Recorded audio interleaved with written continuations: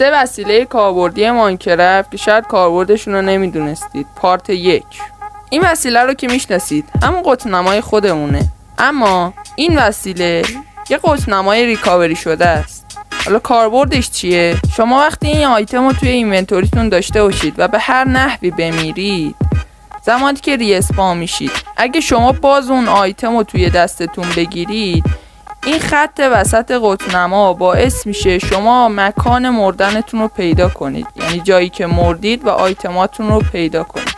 همینطور که میبینید من که به سمت این خط حرکت میکنم، تمام آیتمام روی زمین دراب شده و خیلی راحت میتونم برشون دارم. شاید جولبک براتون یه آیتم مزخرف و به در نخور باشه، اما برای من یه چیز خیلی کاربردیه.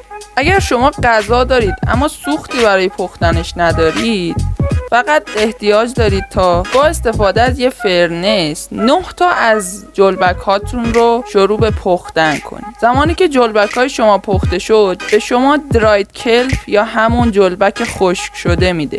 هرگاه شما 9 تا از این جولبک های خشک شده داشته باشید، شما میتونید با این جولبک های خشک شده به وسیله کرافتینگ تیبل یک سوختی درست کنید به نام دراید کلپ بلاک، یعنی بلاک جولبک خشک شده. با این وسیله میتونید یک سوخت خیلی عالی به دست بیارید. شما میتونید غذاهاتون رو با استفاده از این بلاک بپزید. زمان زیادی هم سوخت بهتون میده. وسیله بعدی ما کامپوستره. شاید به نظرتون این بلاک بیارزش به نظر بیاد، شاید هم فقط برای دادن شغل فارمر به ویلیجر ازش استفاده کنید، اما شما میتونید دونه ها، گل ها و این چیزا اگر روش کلیک راست کنید، اون میتونه بهتون کود بده و با این کود میتونید گیاهانتون رو سریعتر رشد بدید. امیدوارم این ویدیو بهتون کمک کرده باشه. اگه دوست داشتید پارت‌های بعدیش هم بذارم، لایک، ساب، کامنت یادتون نره و تا ویدیوی بعدی خداحافظ.